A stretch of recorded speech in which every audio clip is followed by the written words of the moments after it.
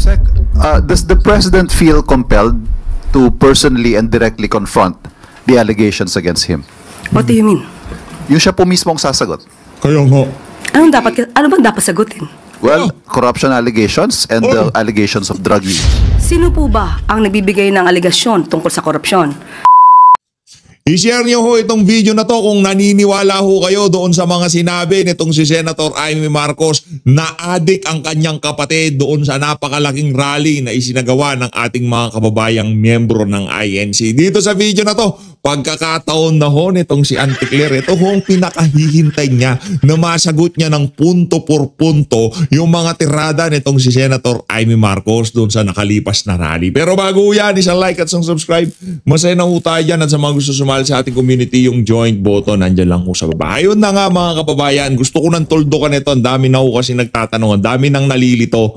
Ha? Ito lang ho ang channel ko. Wala na ho akong ibang channel. Yung Reaction TV PH, pre-nomote ko ho yun last year pero hindi ko ho pagmamay-ari yun. Hindi ko ho pagmamay-ari yun. Hindi ho ako yun. Sana ho malinaw na yan na hindi ho tayo yung mama na yun, okay? Hindi ho tayo. Marami ho kayong pwedeng panoorin dyan. Nandyan yung mga banateros, nandyan yung mga taga third floor, sila Ma'am Joey. Yan ho, malulupit din ho yung mga yan, ha? Pero kung gusto nyo hong panoorin, wala naman hong problema. Pero hindi ho ako yun sa mga nalilito. PH, sa'yo ba yung channel na yun? PH, ganito ba yan? Ganun. Hindi ho ako yun. Ito lang ho channel ko, okay? Ito lang ho, PH Update. Pag nakita nyo ho na ganito ka pogi, si PH Update na. Nalilito ho kasi yung delivery ginaya ko eh. Good afternoon, Yusek. Auntie Claire tayo. Last night, nag-issue po kayo ng statement denying yung accusations ni Senator Amy Marcos against the President and the First Family. Aside from issuing statements of denial, how does the First Family intend to respond, or does the First Family intend to hold the Senator accountable for her statements? Let's just wait and see. As of now, we do not have any... Ang accountability na ipapataw dito kay Senator Amy, sinabi na ho nitong si Auntie Claire kagabi, di ba? Ay, sino ba? Yung si Larry Gadon ang nagsabi, hindi tong si Auntie Claire, na kung saan yung bagman niya nitong si Senator Amy Marcos dun sa mga flood control project diyan sa Ilocos Norte, kakanta na. Kaya ngayon, inunahan na niya. Ito talagang si Larry Gadon, masyadong malikot ang pag-iisip no? Plan of making any legal action against her. So let's just wait. Ma'am, when and where will the President draw the line? Some political analysts are saying that the Senator's statements are a form of destabilization. Does Malacanang view it as such? And how does Malacanang intend to act on that? Ano to, taga-ANC to. Napanood ko yung interview nitong si Attorney Vic Rodriguez.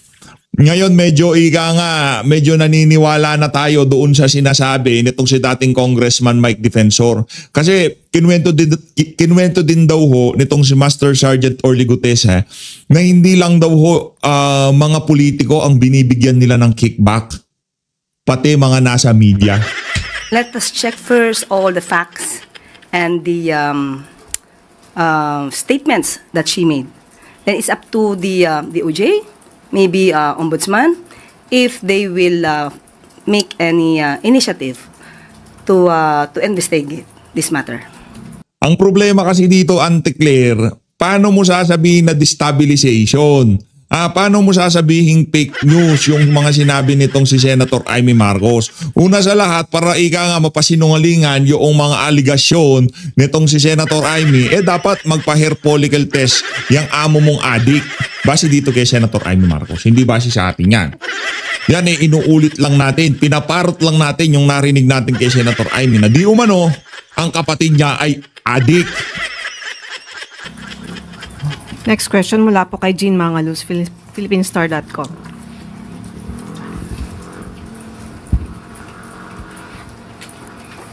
Good afternoon. So the shakeup with the economic managers comes in the last stages of the budget deliberations.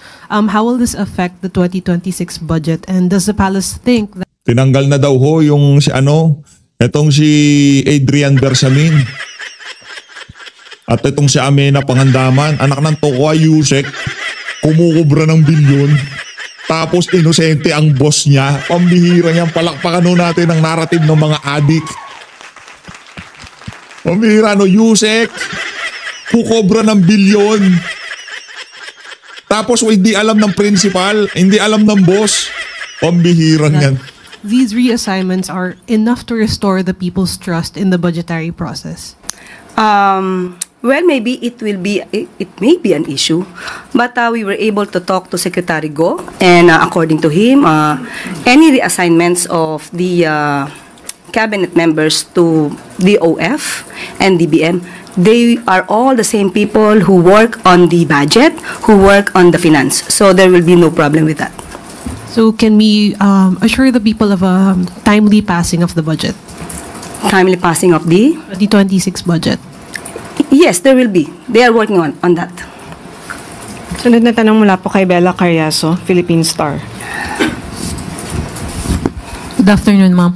Ma'am, yung mga kaalyado po si Vice President Sara Duterte na nananawagan ng pagre-resign na ni Pangulong Marcos. So magiging option ba ito ng Pangulo at categorical po na maaari niyo pong sabihin na hindi kailangan magre-resign ng Pangulo? Kanino pong supporter ulit? Vice President Sara Duterte. So, kailangan pa po bang i-memorize ito? Anak ng tawa. O ibig sabihin mga kababayan, basta taga-suporta ka ng mga Duterte, wala ka na, hindi ka na pwedeng manawagan bilang isang Pilipino. Mga Pilipino na lang ho ngayon, mga taga-suporta ni Marcos Jr., sila na lang ho pwedeng manawagan ng kung ano-ano sa pamahalaan. Hindi na ho sila pwedeng, kanino supporter ulit? Anak ng tokwa. So, nakabase yung pakikinig ng palasyo na yan kung sino yung mga taga-suporta at kalaban. Ay sa bagay, nakikita naman namin yan sa pamimigay nyo nga ng ayuda at tulong sa sambayanan. Ganon din ang nangyayari. Baka pati yung mga kumukubra sa mga maleta at binibigay ni Saldico, baka tinitingnan nyo rin kung kaalyado o kalaban. Anak ng Petrang Garapata. Yan ang sinasabi ho natin dyan mga kababayan. Kaya wag ho kayong basta-basta maniniwala sa mga naretibo ngayong mga panahon na to. Piliin nyo na maigi kung sino yung mga pinapanood nyo. Yan ang sinasabi ko sa inyo. Lahat naman yata ng supporter ng Vice Presidente ang nais ay paalisin sa pwesto ang Pangulo. Bakit? Para pumalit ang Vice Presidente? So, option ba ito? The President is still working and keeps on working for the country. Wow. Wow, ang bigat nun ha. Heavy ante. Presidente daw magtatrabaho, mananatiling magtatrabaho para sa sambayan ng Pilipino, palakpakan. Ano na naman bang trip yan si Auntie Claire? Pambihira talaga, oo. Ba't walang nangyayari kung nagtatrabaho? Ba't sadlak pa rin tayo dito sa kahirapan na to at kawalan ng trabaho at lagapak ang ating ekonomiya? Ano ba tinatrabaho niya? Baka nag-aalmusal lang siya, chongke. Sabi ni Sen Aimee, di umano inaalmusal ni Bangag, chongke. Pambihira. So, hindi po option sa administrasyon, sa Pangulo, ang pagbibitiw. Ang Pangulo ay matapang, nahaharapin kung ano man ang suliranin ng bansa. At sila mga nag-iingay, sila ay ingay lamang.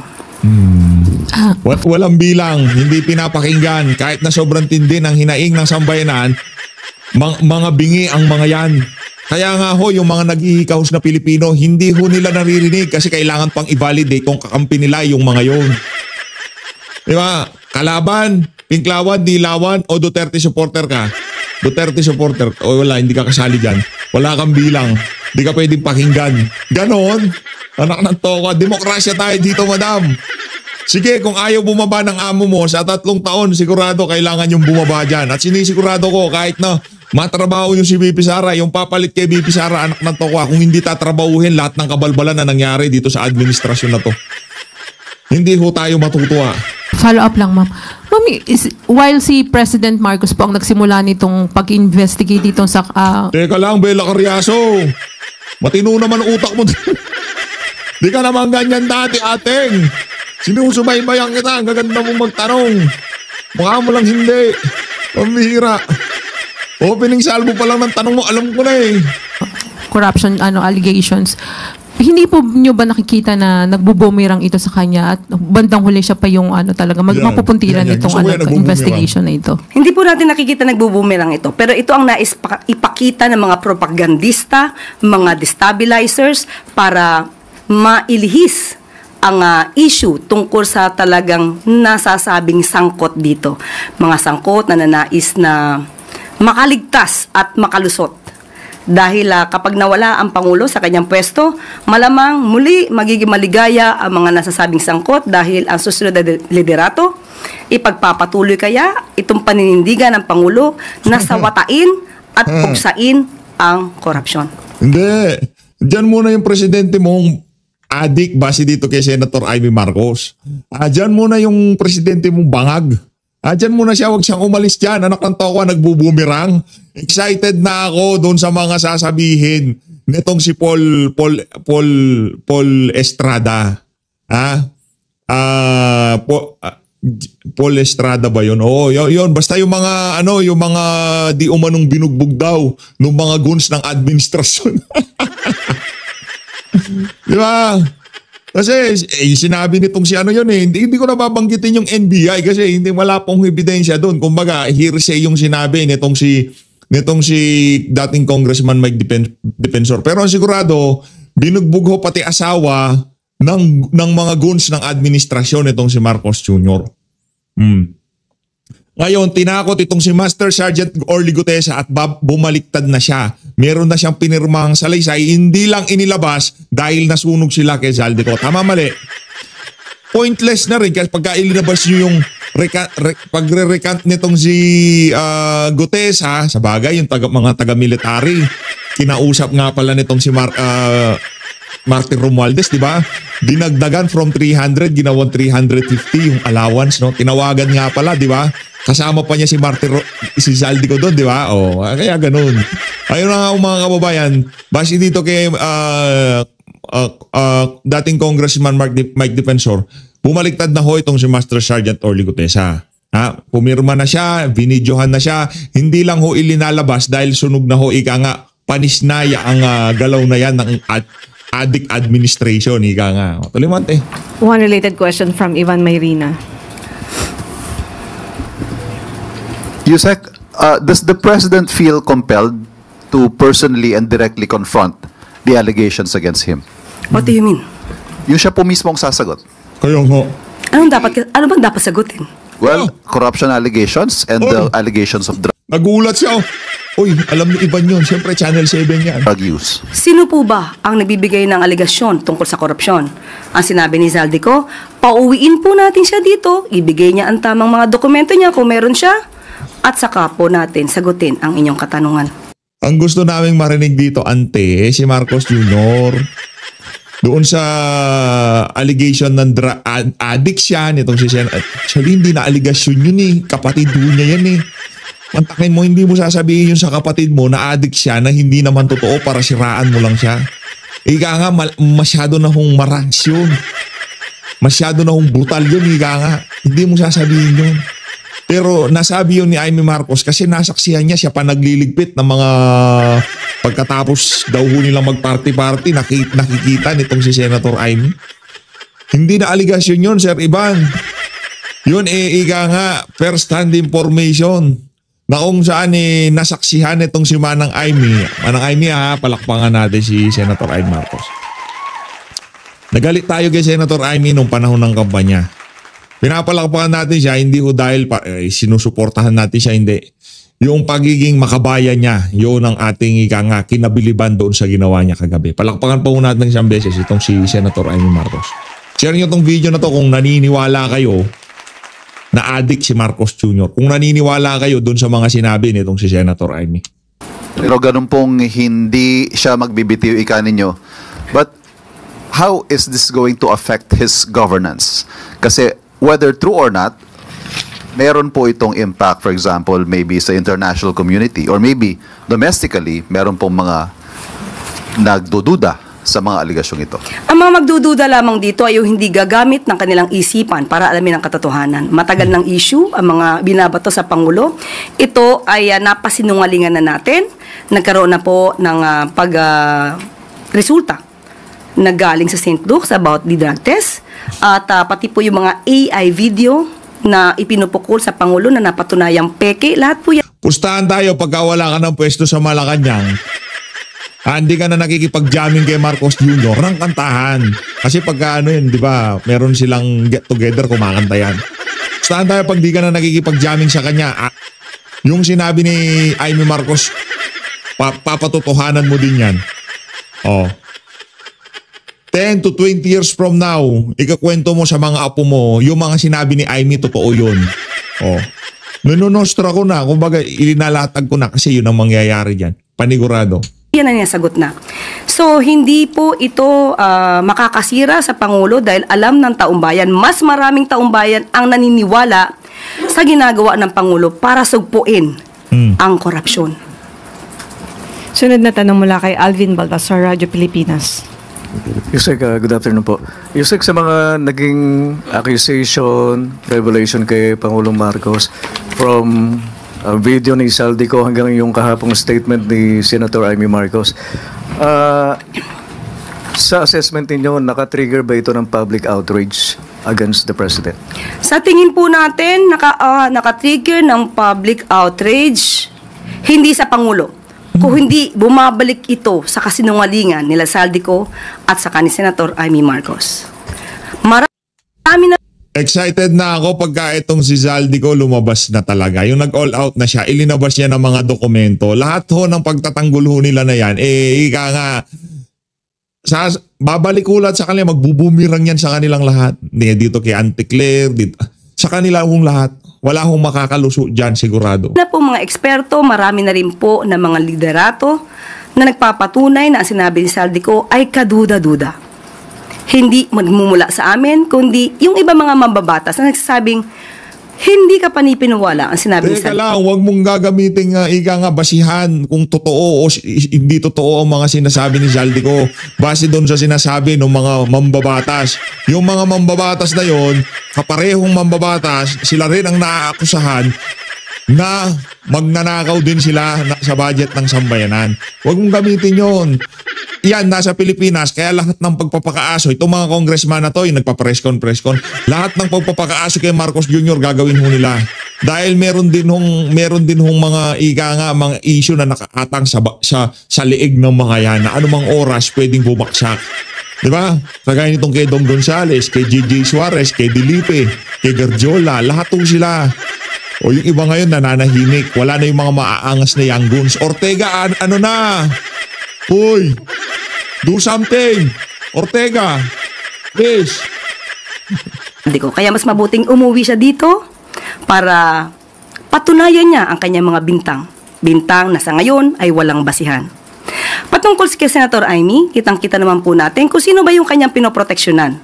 Kitang-kita nyo na ang Pangulo ang gusto niyang sirain, pero ang pinoproteksyonan niya ay yung may issue tungkol sa korupsyon na si Vice Presidente. Wow. Hindi man lang niya iningay. Sulit na sulit yung bayad dito kay Auntie Claire, no? Yung dapat yung presscon pag-uusapan about sa ika nga, kumusta na ho ba yung estado ng Cebu? Ano na ho ba yung mga ika nga nagawa ng estado doon sa lugar na yon, di ba? Ang binibida ho niya, sa bagay, atakdog ka nga pala. So, yan nga pala ang sole purpose mo dyan. Yan ang trabaho mo dyan. Maging atakdog. Ayan, ang patungkol sa issue ng confidential funds. Hindi rin niya iningayan ang pagpapadala sa dating Pangulong Duterte sa ICC. Ang ininga niya dito ay pabor pa mismo sa taong umaming siya ay murderer. Hindi man lang yata niya inisip ang kalagayan ng mga taong di umanong biktima ng EJK. So kita niyo naman kung saan siya patungo, kaya wala siyang gagawin kundi isang desperadong aksyon. Sirain ang Pangulo para proteksyonan ang kanyang mga kaalyado. Wow. Palakpakan natin si Auntie Claire. Napakaganda ng delivery. Delivery, i-rate ko yun, 10 out of 10, 10 out of 10. Ganon katindi yung delivery na yun itong si Auntie Claire. Pagka napanood yun, itong si Lisa Araneta Marcos, sigurado papalakpak yan. The best tong nakuha natin na tagapagsalita na to. Partida, hindi Yusek Hu yan, hindi siya yung spokes talaga, pero trabaho niya pang spokes, attack dog, di ba ante? Na tanong mula kay Ann Soberano, Bombo Radyo. Keep it up. Yusek, good afternoon. Just a reaction lang from Palace. Ang House of Representatives kasi kahapon, yung mga House leaders sinabing solido po ang House of Representatives kay PBBM and fully support PBBM sa kabila po ng kaliwat ka ng ingay na ibinabato sa Presidente. Maraming salamat at dahil marami pa rin po naniniwala sa ating Pangulo. Dahil ang mga taong gumagamit ng kanilang isipan, Kasi nga, kaya fully support ng House of Representatives itong si Marcos Jr. kasi pare-parehas lang ho silang merong mga multo. Alam niyo ba mga kababayan kung ika nga magkakaroon ng parang magic dyan sa House of Representatives, lahat ng magnanakaw mamamatay. Wala akong matitira sa mga yan. Baka isa, dalawa, tatlong, mga ganun. Yung mga ilang mga party list mo, matitira ho siguro pero karamihan sa mga yan mamamatay yan. Kasi kaya nila sinusuportahan si Marcos Jr., alam ho nila pagka bumaksak ang administrasyon na to, kasabay ho yung pagbagsak nila. Diba? Kaya habang ang administrasyon na to nakakasurvive sa bawat araw, yung naghihikauso yan yung tipong, yung bawat araw na lumilipas, yung tipong talagang inaano lang tinutulak lang talaga Diba? Wala na ho talaga mga kababayan. Pag dumating ang panahon, Vice President Sara Duterte, yung mga congressman na talagang todo suporta kay Marcos Jr., lahat ho yung mga yan. Sigurado tayo, may bagahe ho yung mga yan. Karamihan sa mga yan magnanakaw. Wala ho tayong pinapangalanan. Kasi paano mo susuportahan? Kung tayo ho siguro, congressman dyan, malinis ka, anak ng tokwa, ganito na nangyayari, kapatid, nagsabi na mismo na adik ang kanyang kapatid, di umano, mag-all out na ho ako. Ala congressman na ho ako. Ano pang tatago mo anak na to? Mismo kapatid na nagsabi na adik yung kanyang kapatid, wala na nga di umano, first hand yun Senator Amy Marcos yun Senator Amy ang nagsabi na adik si Marcos Jr. Pambihira. at nag-a-assess ng katotohanan, maniniwala sa ginagawa ng Pangulo. Ang pagsugpo sa korupsyon. Alam nila na ang lahat ng ibinabato sa kanya at ingay na ibinabato ng mga destabilizers ay pawang ingay lamang upang magdulot ng kaguluhan sa ating bansa. Ma'am, nasagot niyo naman po yung issue na yung regarding sa legal na hakbang ng posibleng legal na hakbang na gagawin ng first couple laban kay Senator Amy Marcos.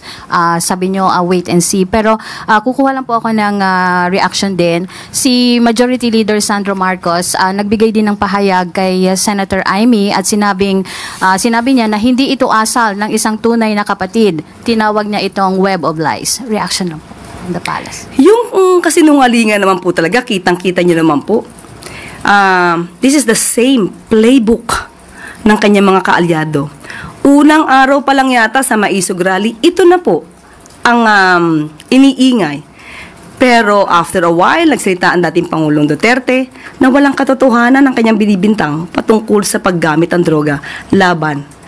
Isa ka pa sa mga hindi nakakaintindi ng sarcasm. Random na kasi rin ni ni Tatay Digong na nga yung mga sinasabi niya talagang pinipick up na ho pati mainstream media no. Yung mga tirada ni Tatay Digong. Hindi ko sinabing adik yang si Marcos Jr., 'di ba? Hindi naman inano niya itong si Tatay Digong binawi niya, kumbaga mahilig ko kasi sa ganun si Tatay Digong, yung tipong pinaglalaruan niya yung mga nakikinig sa kanya.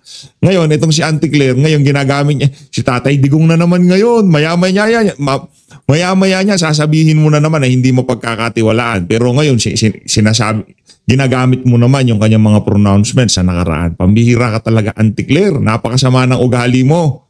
Kay Pangulong Marcos Jr.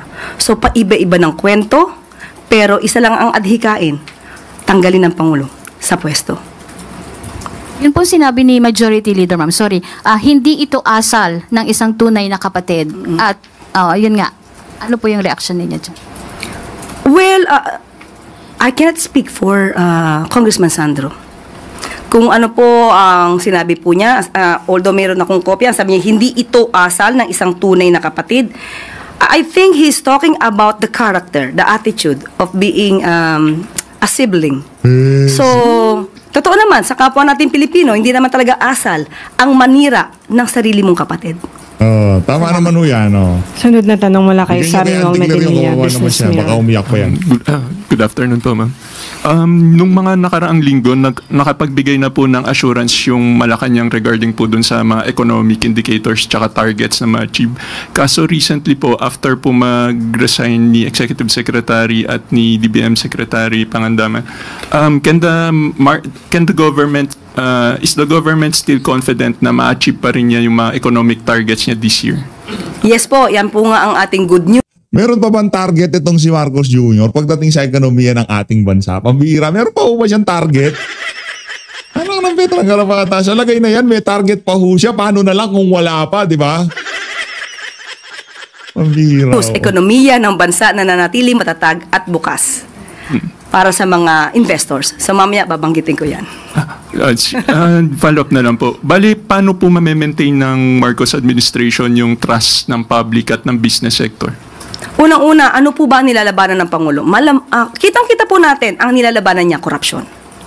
Kapag po ba kayo ang investor, hindi po ba mas gugustuhin niyo ang leader na kumakalaban sa mga korupsyon, sa mga maanumalyang trabaho sa gobyerno?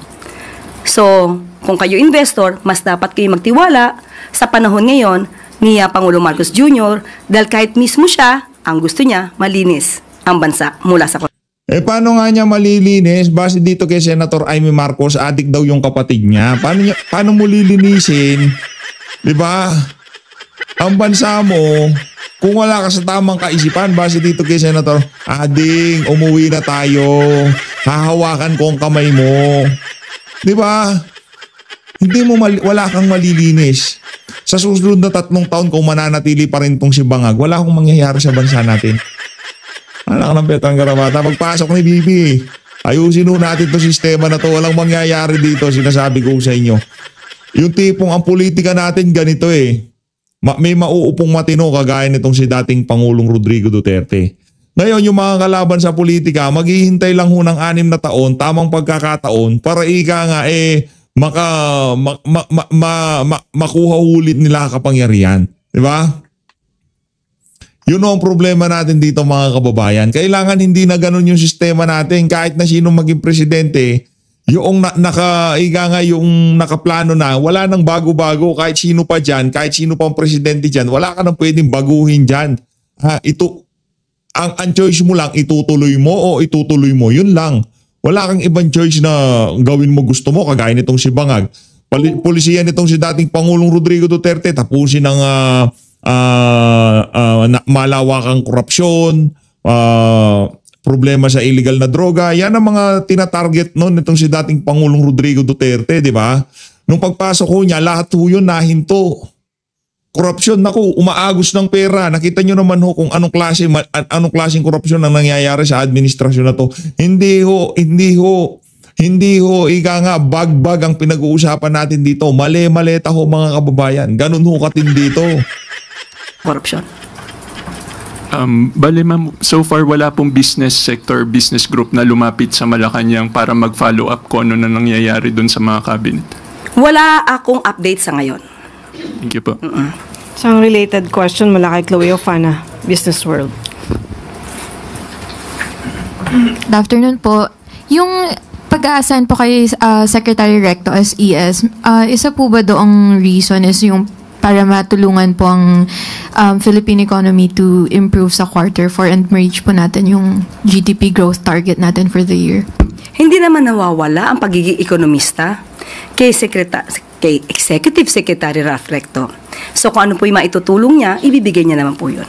So we expect po a bigger role from Secretary Recto po para to reach these targets. Yan naman po ang kanyang pinangako. Thank you po. Sunod na tanong mula kay TJ Mendoza, Net25. Good afternoon, Yusek.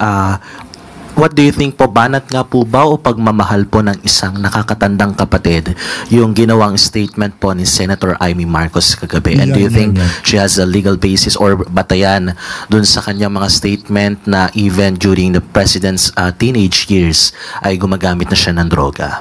Ouch! Parang may nabasa ako sa isang news na mabigat ho yan, ha? Anak ng toka. Ang ating Pangulo ay nag-donate ng kanyang kidney sa kanyang ama po kaya makakapag-donate ng kidney ang isang tao na hindi healthy? So, Ante, ang argumento na yan, madali lang yan. 3 months lang yan. Pahinga lang siya. Mag-relax lang siya tapos i-donate niya yung kidney niya. Ang tanong, ilan ba kidney ngayon ni Marcos Jr.? Duda ako na isa lang yan. banat o pagmamahal? Pagmamahal ba ang paninira sa sariling kapatid? Paninirang walang basihan. So alam naman natin, muli uulitin ko, Labo. mas pinoprotektahan niya ang mga taong may issue about corruption, mas pinoprotektahan niya ang mga taong umamin na murderer, kaysa sa kapatid niya na nagsasagawa lamang ng pagpapaimbestiga para mawala, masugpo ang corruption sa bansa. And a quick follow-up lang po. Is it the right time to for PBBM to do a hair follicle test? Kasi kanina po may post po si Senator Amy Marcos, sabi niya kakasa siya doon sa DNA test, basta kakasa din sa hair follicle test si PBBM. Same station. Yes, Net 25. Yes. Ulitin natin. Ulit-ulitin natin, hindi po tayo magpapadala kung ano ang sinasabi ng mga maiingay. Matagal na po Hindi ganun yun. Hindi yung hindi kayo magpapadala o magpapadala kayo. Ang nagkukwento na dito yung trabaho na ng amo mo. 'Di ba? Dapat nga kahit na wala nang manawagan para lang mapakita na nasa tama siyang katinuan, magpa-hair follicle test na siya sa lalong madaling panahon. Itong naresolba. Uulit-ulitin ko, paulit-ulit. Ang Pangulo po ay malinis at ang Pangulo po ay hindi magpapadala sa anumang pag-uudyok.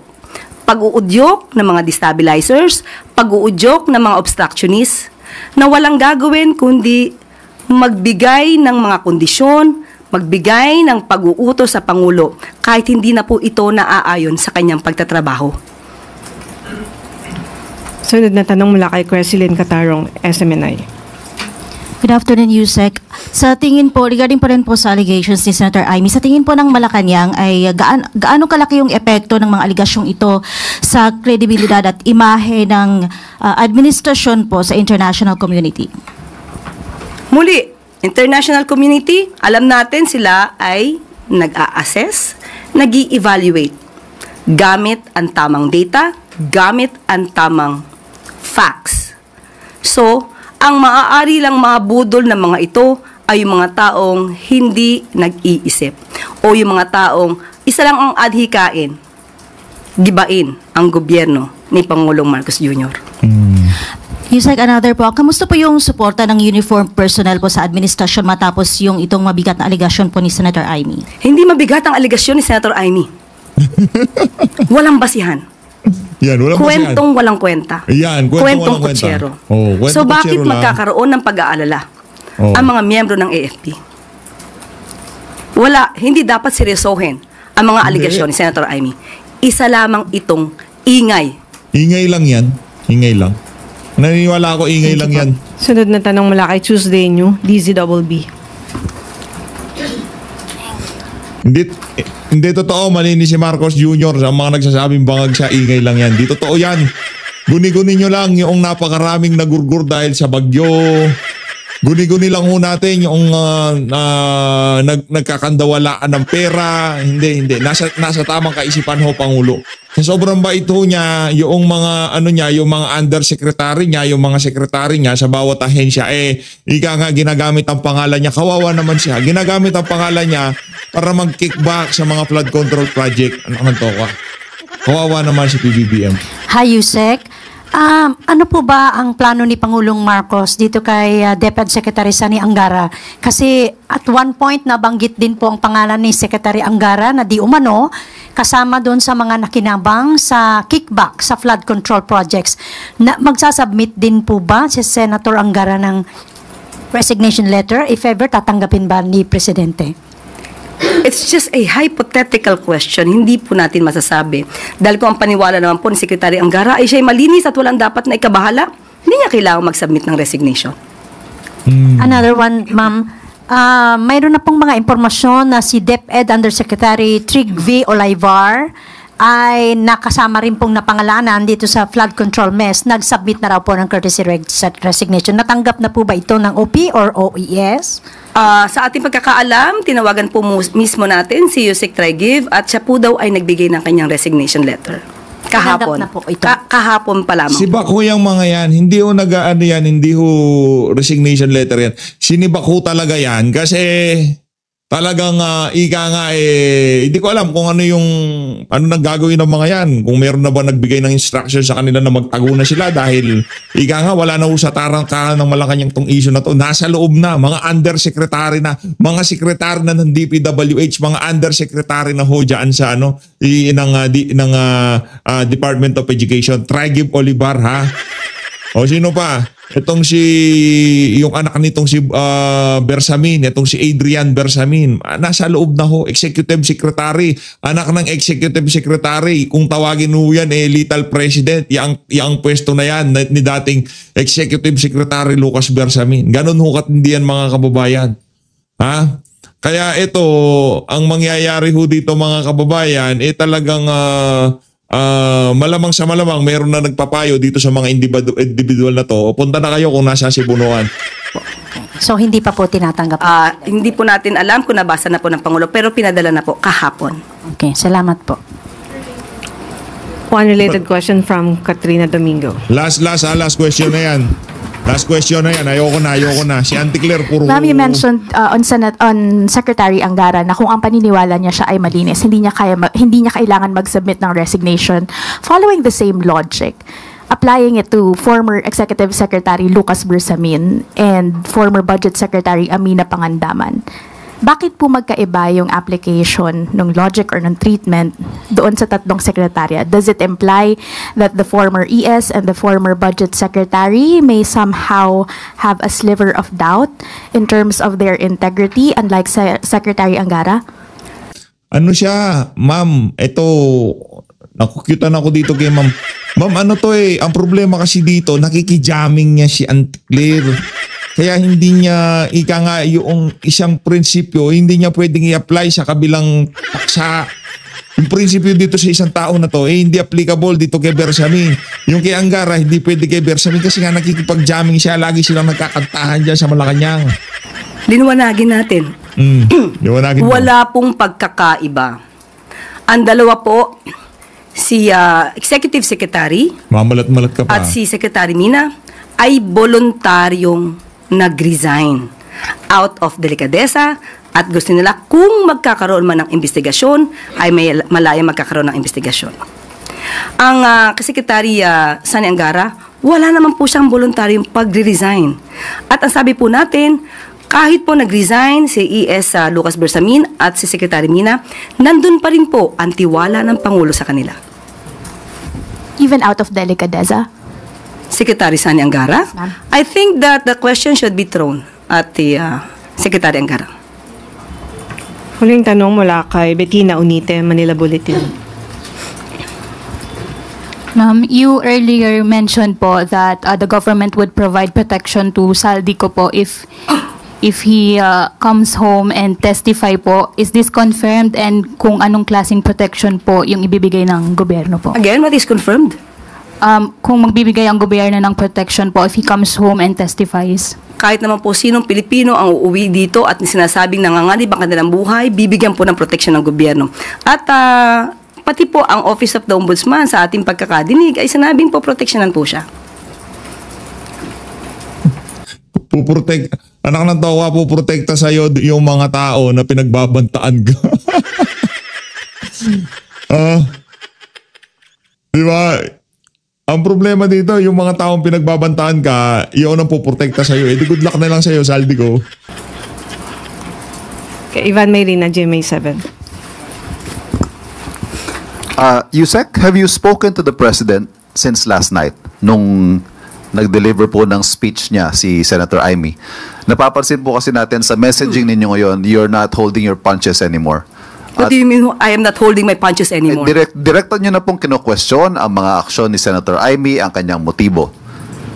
Ito ho ba ay may basbas ng Pangulo? Itong messaging ninyo, what you're saying to the public about Senator Amy Marcos? Ang mandato ko dito, hindi lamang maging tagapagsalita ng palasyo, kung hindi ang mandatong ibinigay sa akin ng Pangulo ay to counter fake news. So ang sinasabi po natin dito ay para malaman ng tao ano ba ang katotohanan. Kung hindi po tayo magsasalita, maliligaw ang kapwa nating Pilipino. Yes, nagkausap kami ng Pangulo. Pero kung anong pinag-usapan namin, hindi ko na po i-reveal sa inyo. Again, the question, ma'am. May basbas po ng Pangulo ang inyong messaging dito tungkol kay Senator Amy?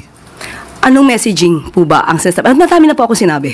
Yes, ma'am. Yeah, all of the things you said. Okay, muli, uulitin ko po, ang ating isa sa mandato ay to counter fake news. So lahat ng aking sinasabi dito at ito ay para ma-counter ang fake news, lahat po yan ay may basbas mula sa Pangulo. Maraming salamat, Yusek. Tuesday New DZWB. Ma'am, pahabol lang, ano po. Ang business group po, ECO, particularly si Ginoong Sergio Ortiz Luis Jr., ay tahasan na pong nagsalita na dismayado sila sa nangyayari ngayon.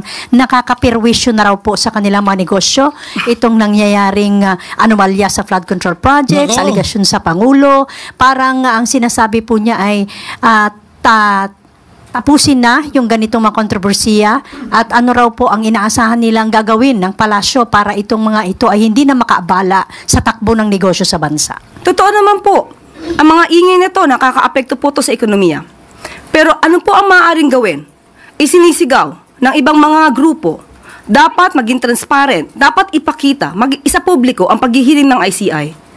Pero ang pagsasapubliko ng anumang hearing, nakakapagdulot ito sa pagpapagulo. Although nakikita natin ang katotohanan, pero nagiging issue siya everyday. At itong mga isyong ito ay nakakaapekto sa ekonomiya. So, paano pahihintuin to? Kapag ipinahinto na isa publiko ito, sasabihin naman ng mga Isa publiko nyo, walang isyong ganon, walang problema. Tatanggapin natin kung ano sasabihin nila. Pero dapat isa publiko nyo yan. Dahil pera na sambay ng Pilipino yan. Anti-clear, kahit anong sabihin mo dyan, wala kayong lusot dyan. Kailangan nyong isa publiko, yaang pagdinig na yan. Sa bagay, kahit hindi nyo na isa publiko, walang mangyayari dyan. Ano lang ho yan, kabalbalan lang ho yung ano na yan, yung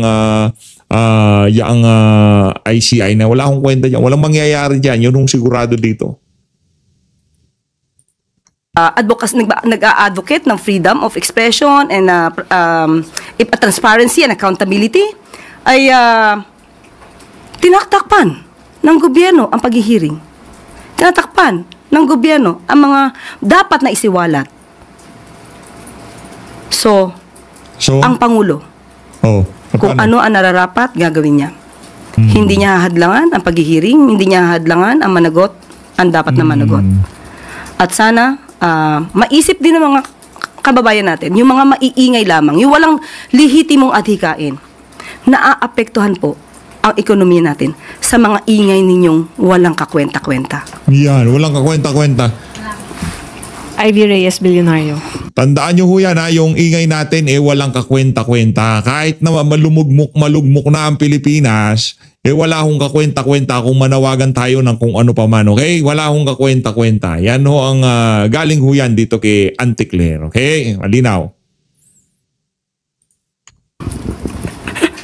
Hi, Yusek. Good afternoon, ma'am. The flood control mess. We know that Malacanang remains confident about the president's move to investigate the flood control investigations. But resigned Congressman Zaldico's statement already led to 3 resignations, and former Undersecretary Roberto Bernardo led to the ouster of Senate President, and House Speaker Martin Romualdez was replaced. So may we know if Malacanang and the President is still confident that his administration will finish strongly until 2028? Hindi ba mas dapat nating gustuhin kung yung sinasabing na-i-involve sa anomalyang to ay mawala sa posisyon? Mas gugustuhin natin na maging malaya ang pag-iimbestiga. So hindi ba mas gugustuhin to ng tao na dapat yung di umanong nasasangkot magbigay daan sa malayang pag-iimbestiga? Yun ang dapat nating naisin. So, paano makaka-apekto to sa stability ng government na pinamumunuan ng ating Pangulo? Salamat, MBC. Balik sa iyo, Yusek Claire. Maraming salamat. Ekonomiya ng bansa na nanatiling matatag at bukas para sa mamumuhunan. Sa ilalim ng pamumuno ni Pangulong Ferdinand R. Marcos Jr., nananatiling matatag ang ekonomiya ng Pilipinas na may matibay na pundasyon at bukas sa pagkakataon para sa mga mamumuhunan. Ito ay sa kabila ng mga hakbang ng administrasyon na wakasan ang malawakang Ayun na nga mga kababayan, dito na natatapusin ang kabalbalan nitong si Auntie Clara. So Luis, maraming salamat po sa pagsuporta sa PH Update. Mag-ingat po kayong lahat. Mahal natin Pilipinas. Auntie Clara, ingat.